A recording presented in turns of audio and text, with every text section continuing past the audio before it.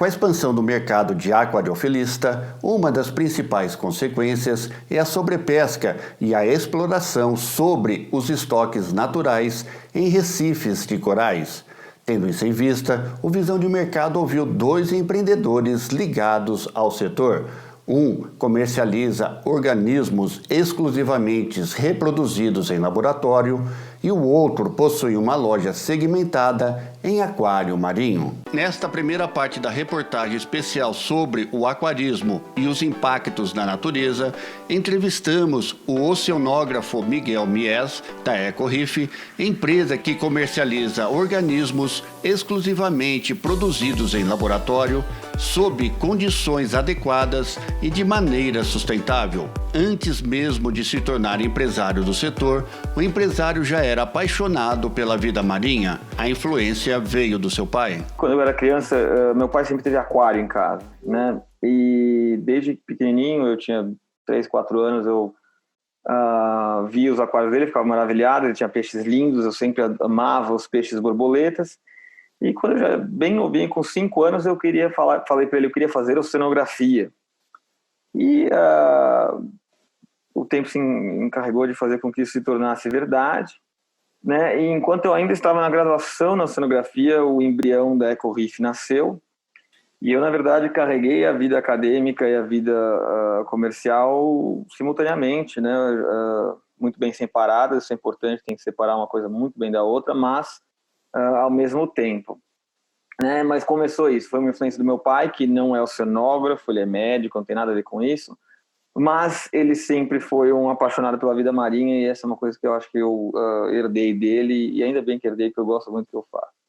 A oceanografia, a gente sabe que tem uma diferença desse curso para a biologia marinha.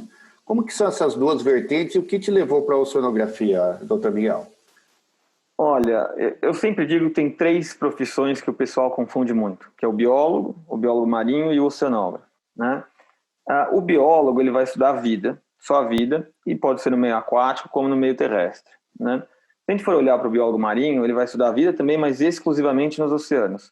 O oceanógrafo é um cara diferente, ele não vai estudar evidentemente nada na terra, e ele vai estudar 4 coisas no oceano. Ele vai estudar a vida no oceano, a biologia marinha, ele vai estudar a origem e a forma dos oceanos, a geologia marinha.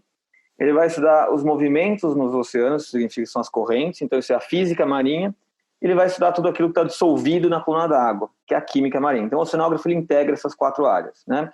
Então são profissionais diferentes, não são, né, um não é melhor nem pior que o outro, mas são profissionais bastante diferentes, apesar da confusão que existe. E a ciência sempre fez parte da sua vida. Por isso, hoje, né, a gente sabe que você tem a EcoReef, começou aí juntamente com alguns parceiros, né, se não me engano eram 2 sócios junto com você, e porque já desde aquela época, doutor, já teve a preocupação de se fazer a criação de peixes, né, principalmente aí, marinho, podemos dizer em cativeiro ou em laboratório? Olha, Rogério, bom, primeiro a ciência sempre foi mesmo uma parte da minha vida. Meu pai, ele é ainda cientista, já aposentado, mas ele é professor aposentado da Universidade de São Paulo também, na área dele, de medicina. Então eu convivi muito com isso, eu vi o quanto a ciência é importante para você avançar em qualquer área que seja, né?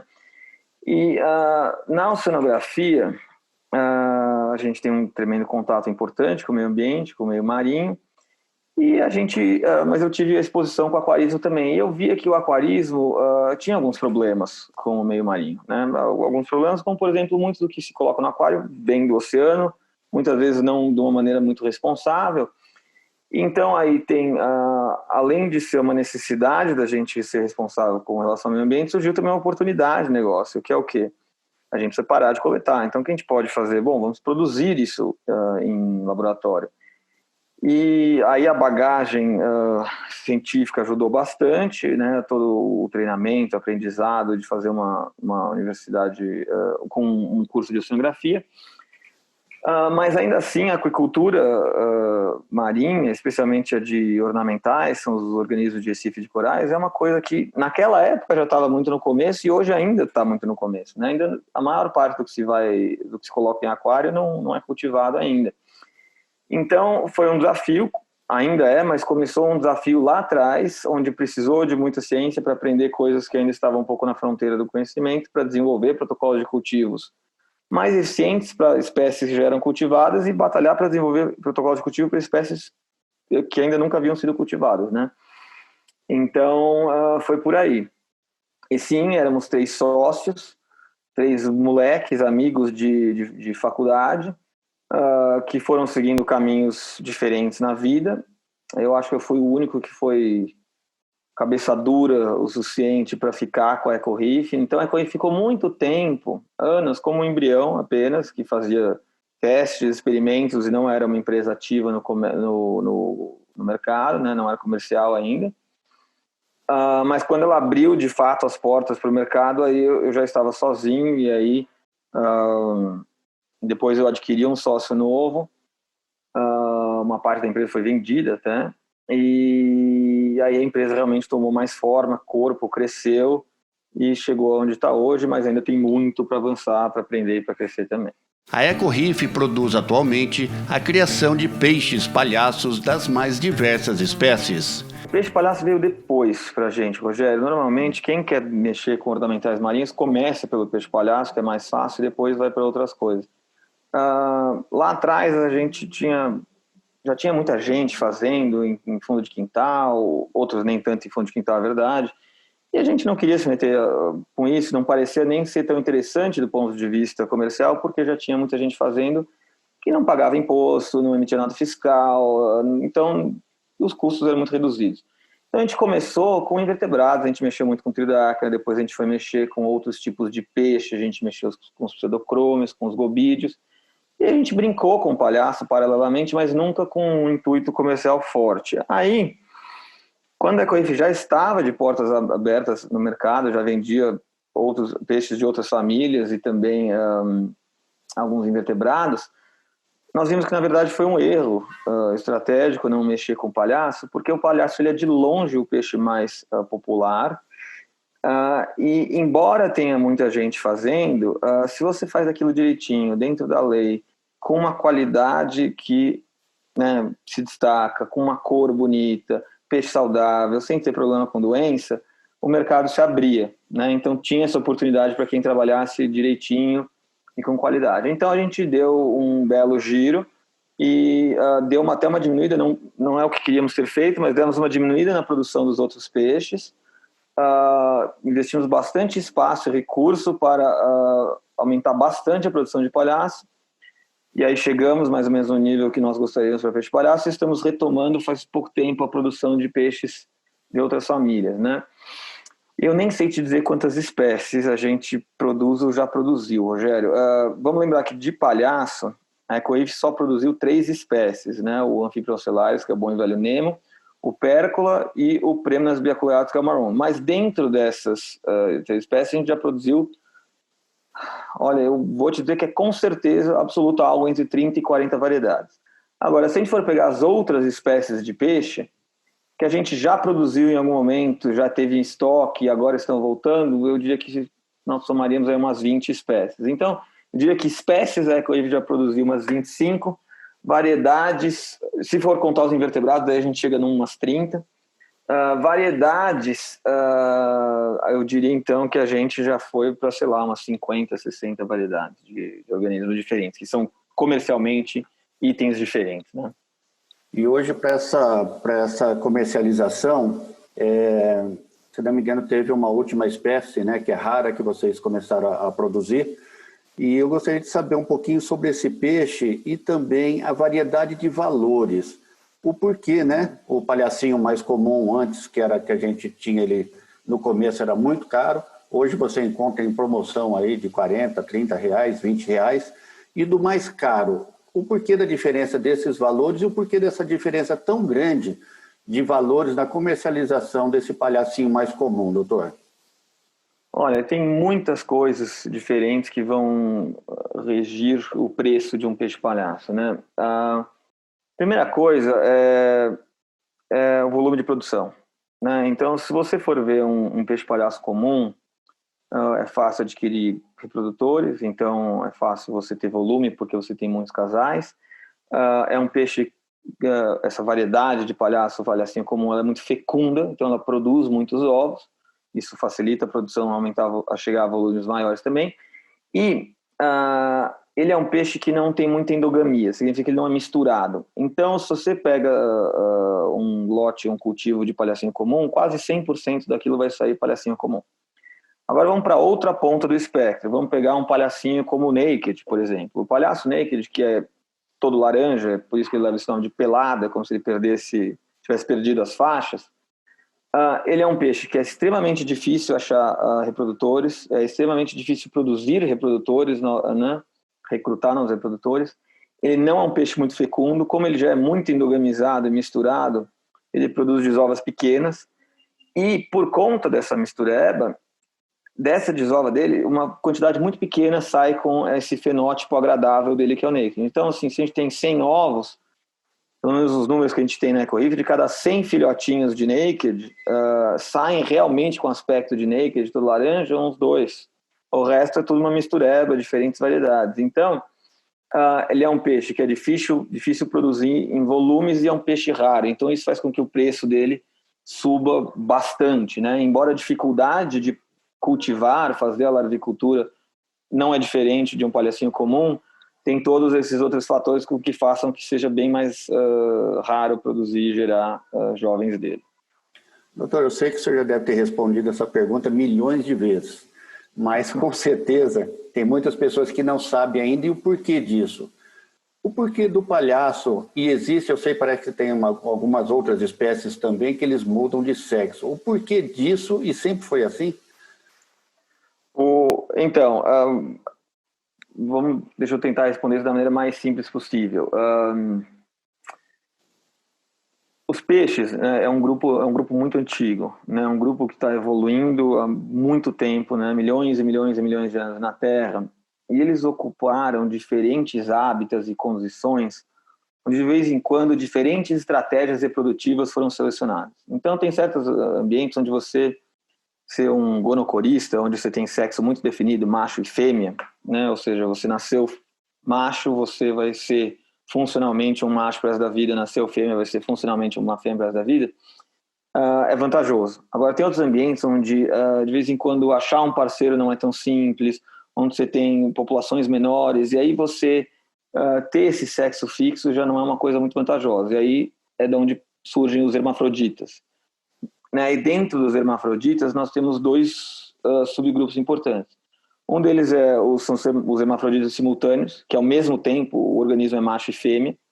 Isso é uma coisa mais rara entre peixes, mas muito comum são os hermafroditas sequenciais, que eles não são simultaneamente, mas eles podem trocar de sexo. Uma hora é uma coisa, uma hora é outra. Né? E os peixes palhaços estão nesse grupo. Né? Eles são hermafroditas sequenciais, então eles vão trocar de sexo. Eles nascem, na realidade, como macho e, ao longo da vida, dependendo das condições sociais, conforme crescem, se tornam fêmeas. Né? No caso do palhacinho comum, do Nemo, do Ocellaris, ele é uma fêmea terminal. Ele não vai voltar a ser um macho nunca mais. Né? Tem alguns outros peixes que são bidirecionais, então eles conseguem ficar indo e voltando sem parar de um sexo para o outro. Mas o palhacinho não, uma vez que virou fêmea, acabou. Né? E isso é muito importante para o aspecto prático do cultivo, porque na hora que você vai formar um casal reprodutor, você tem que conhecer isso. Então, o pessoal, né, não tão experiente acha que você tem que pegar 2 peixes grandões, juntar, e isso vai dar um bom casal. Olha que peixe grande, gordo, esse vai ser um bom reprodutor. Peixe palhaço é uma má ideia, né? Porque a chance de você pegar 2 fêmeas é enorme, e aí você nunca vai ter um par reprodutivo. Mas, assim, você já desde quando nasce, assim, desde pequeno, você já sabe diferenciar qual que é o macho, qual que é a fêmea, ou é impossível? É na sorte? É impossível. Então, esses peixes não têm dimorfismo sexual, né? Eles não têm nenhuma característica externa que permita identificar quem é macho e quem é fêmea. Né? Eles todos nascem macho, só que se você pega 2 peixinhos pequenininhos juntos, 2 machos, você deixa eles crescendo juntos, o que acontece é que eles vão brigar por dominância. Aquele que for mais dominante vai reverter o sexo para a fêmea e ele vai crescer mais. Então você vai acabar com 2 peixes de tamanhos muito diferentes, um grandão e um menor. E aí você sabe que o grandão é a fêmea e o menor é o macho. Mas se alguém pega um peixe palhaço sozinho, te mostra, sem te dizer se é macho ou se é fêmea, você não tem como saber, né? Você precisaria fazer uma análise da gora, você precisa realmente abrir o peixe e fazer uma série de investigações que, evidentemente, não são possíveis. Então, o aquarista, ele sabe que ele tem quem é macho e quem é fêmea no casal, no aquário dele, pelo tamanho, só por isso. Entendi. E das espécies que hoje a EcoReef comercializa, né, que produz lá em laboratório, podemos dizer assim, qual que seria, assim, eu digo, de repente, um preço final de um palhacinho, o Nemo mais comum, hoje para o mais caro que vocês produzem lá? Qual que é a média de preço?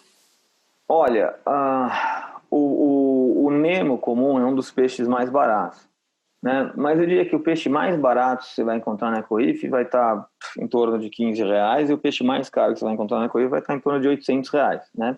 Óbvio que esses peixes muito mais caros são peixes cujo volume de produção são muito reduzidos, né? Uma quantidade muito pequena. E esses peixes que estão no espectro mais barato, esses têm um volume de produção bastante elevado. E além do peixe palhaço, o que mais vocês estão produzindo lá, doutor? A gente mexe hoje com 4 famílias, né? A primeira família é a Pomacentrídea, que é a família das donzelas, e o palhaço faz parte dessa família, tá? Mas, além dos palhaços, dentro dessa família, a gente está produzindo as donzelinhas de verdade, o pessoal chama de yellowtail, que é uma donzelinha azulada com a cauda amarela.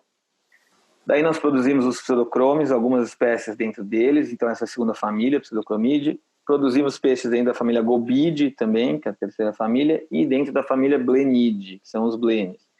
Né? Então, por enquanto, a EcoReef está fazendo mais o feijão com arroz. Né? Conforme a empresa for ganhando experiência, aí talvez a gente comece a se meter com coisas mais complicadas, mas é importante dominar muito bem o feijão com arroz para daí querer fazer uma coisa mais complicada. Pensam em, de repente, reprodução, não sei se é possível também, de corais? Não pensamos muito nisso. Não pensamos pelo seguinte motivo. Tem muita gente que reproduz coral no fundo de casa, né? E, embora isso seja muito bom do ponto de vista ambiental, porque é um volume grande, então isso evita a coleta dessas espécies, por outro lado, essa informalidade faz com que preços fiquem muito baixos, né? Não tem a documentação por trás. Então, para competir com esse pessoal, tem que ter um volume muito grande para poder chegar no preço deles. E aí, para você ter um volume muito grande de coral, você precisa ter um espaço muito grande, porque coral demanda área, né? Você não consegue verticalizar tão bem a produção quanto para peixe. Também, né, doutor? Exato. Então, hoje a EcoReef não vê como uma boa estratégia comercial dedicar grande parte do espaço que a gente tem hoje para uma coisa que é tão pouco rentável e que tem uma competição, não vou dizer injusta, mas uma competição problemática. Então, a EcoReef hoje, pelo menos, não tem interesse de mexer com coral. Quem sabe, se a gente realmente expandir muito, tiver mais galpões e tudo mais, talvez passe a valer a pena, mas hoje, certamente não. Tem alguma ideia para o futuro aí que pode soltar aí para a gente com exclusividade, para os aquaristas ficarem contentes? Olha, o que eu posso dizer é que a EcoReef ainda vai expandir bastante o rol de espécies dentro dessas famílias. Eu diria que esse é o plano para o próximo ano e meio aí. Depois disso, a gente vai começar a mexer com outras famílias de peixe. Não sei te dizer nem quais, que a gente não parou para olhar, mas também vai ser sempre um passo que não seja maior que a perna, né? Então, por exemplo, a gente não vai produzir tangue ou borboleta, que são coisas que ainda nem existe tecnologia disponível para produção em massa. Então, não sei, a gente realmente vai, pouco a pouco, a gente deve voltar a mexer com tridacna, a gente deve mexer com camarões ornamentais, que não é uma coisa tão difícil assim de produzir, mas por hora, né, por esses próximos, acho que 18 meses aí, o que a gente vai querer fazer é expandir o número de espécies dentro dessas 4, talvez umas 5 famílias aí mais populares e comuns dentre os peixes de porte pequeno nos ornamentais marinhos. Hoje em dia, encontramos no mercado diversos tipos de aquários e tamanhos. Segundo o Dr. Miguel, o hobbyista tem que ter consciência que os peixes vêm da natureza e a responsabilidade nessa escolha é fundamental. A gente tem que ter sempre uma responsabilidade moral muito grande com esses organismos que a gente coloca no aquário. Né? Uma grande parte dos organismos que a gente coloca no aquário vem da natureza e uma parte menor vem de reprodução em cativeiro. Independentemente, tem que ser tratado com muito responsabilidade. E uma coisa que o aquarista sempre tem que levar em consideração é se o espaço que ele está oferecendo para o peixe é adequado, se ele não está confinando o peixe demais, né? Então, assim, eu vejo o nano muito bom para algumas espécies de peixes e muito ruins para outras espécies de peixe. Então, assim, eu acho que colocar um tangue, um peixe cirurgião num nano é realmente um crime, porque esse é um peixe que precisa de bastante espaço para nadar, para se movimentar, então ele vai fatalmente ficar estressado, pode contrair doença, pode morrer, então não recomendo. Agora, para peixes como o palhacinho, ele é um peixe que tem um território muito pequeno, né? Então, tanto na natureza quanto no aquário. Então, se você pega um aquário grandão, lá, sei lá, 300, 400 litros, você coloca o casal de peixe palhaço, ele vai ocupar um espaço muito pequeno naquele aquário, realmente ele vai ficar restrito àquela posição onde está a Nemo, ou aquela rocha, ou aquele cantinho. Então, esse tipo de peixe é bem visto, um nano. Óbvio que tem limites. Você não vai pegar e colocar 2 palhacinhos num aquário de, sei lá, 10 litros. Isso é, né? Uma boa métrica para ver se o espaço está adequado para aquele peixe é realmente como ele está se comportando. Ele está se alimentando bem, ele está com a coloração forte, ele está crescendo, ele está ganhando peso. Melhor ainda, dependendo do organismo que for, ele está se reproduzindo. O peixe palhaço desova em aquário, né? Tem peixe palhaço que vai desovar tranquilamente em 20 litros de água, talvez até 15. Então, o espaço é uma coisa a ser levada em consideração. Então, se o nano for ser utilizado para confinar, ele é uma péssima coisa. Se o nano for utilizado para espécies que têm uma distribuição, ocupam um espaço muito restrito, como os pequenos gobizinhos, os peixes palhaços, até uma espécie ou outra de blêniozinho, sem problema. Mas não é um lugar onde é para se colocar peixes que requerem um maior espaço. O ideal seria Isso não é um problema só do nano, tá? De vez em quando você vai ter, então, o cara que vai colocar um balistídeo, aqueles triggers grandões, num aquário de 50 litros. É um nano, mas não é esses pico, que tá ficando na moda agora, e é inadequado. Ou o cara quer colocar um tangue num aquário desse volume, também é um risco grande. Então, idem também se o cara tem um aquário de 300 litros, mas vai lá em top com 50 peixes. Então, é sempre uma questão de espaço para que os peixes possam ter o seu território, não interagirem de maneira antagonista, não ter briga um com o outro, né? Então, o aquarista tem uma responsabilidade moral de evitar esse tipo de problema. Não, porque assim, quem é aquarista ama a natureza, ama o mar, né? Então tem que amar seu animal também. E qual seria o mínimo ideal, vamos dizer assim, de um aquário? De quantos litros? Seria 50 para cima, 22 para cima? O ideal, mínimo, do mínimo? Depende do que ele vai pôr lá. Se ele quiser colocar só um casalzinho de peixe palhaço, realmente ele pode colocar isso em 20 litros numa boa. Para um peixe palhaço isso é adequado, né? Se ele vai colocar, por exemplo, só um gobizinho limpador, por exemplo, pode ir até menos do que isso, né? Agora, você sabe, isso você falou uma coisa importante, né? O aquarista, ele ama a natureza, ama a vida. Você sabe, Rogério, eu vejo que ao longo do tempo, eu acho que o aquarista não ama tanto assim, acho que ele foi perdendo esse amor, acho que ele foi ficando insensível, porque eu vejo muitas práticas no aquarismo marinho que são completamente irresponsáveis com a vida do organismo que está lá.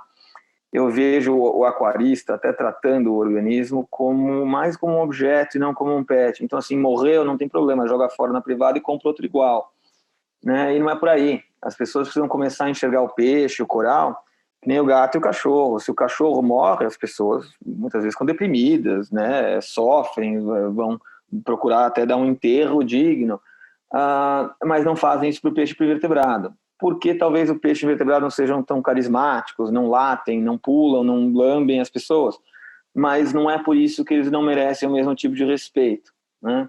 Então, eu acho que o aquarista hoje tem práticas muito ruins e eles precisam melhorar isso bastante.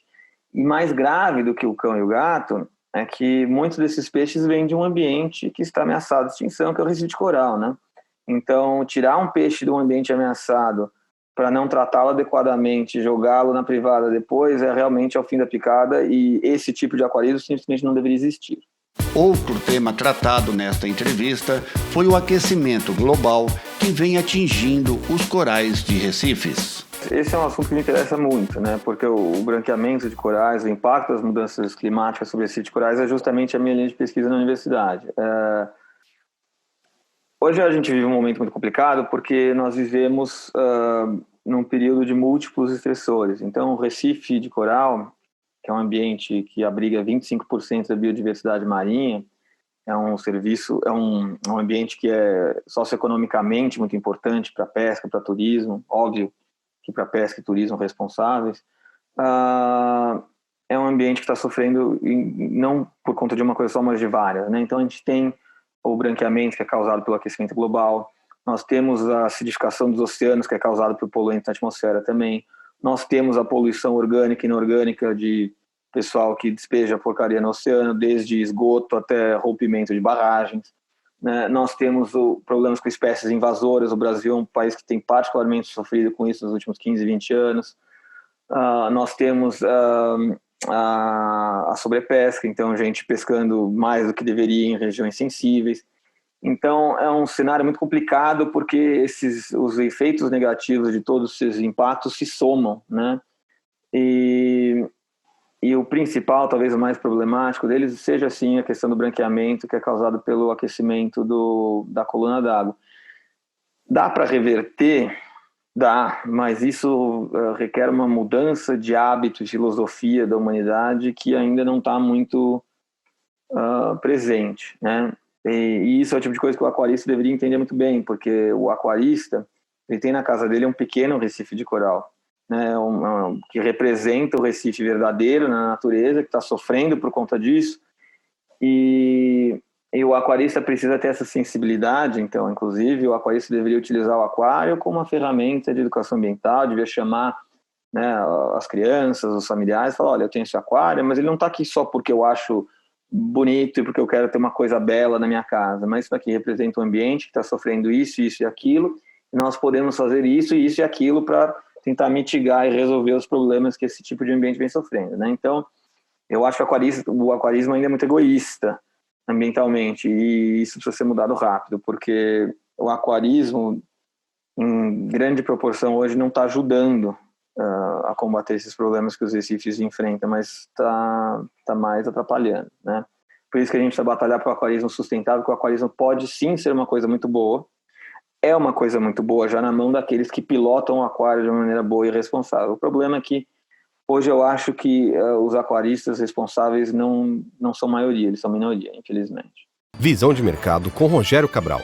Oferecimento: Univem, Centro Universitário Eurípides de Marília. Cacau Foods, prove e se apaixone. Telecontrol. Village Marcas e Patentes, a marca que registra. Bredas Sistemas, tecnologia a serviço de sua empresa.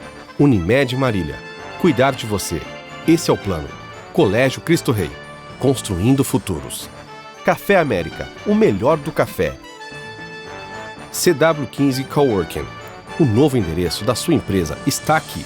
Amigas do Lar, a mãozinha amiga que você merece. Star LED, publicidade em LED, eficaz consultoria. Rocha Contábil Marília, CIM Seguros, seguro só com corretor de seguros.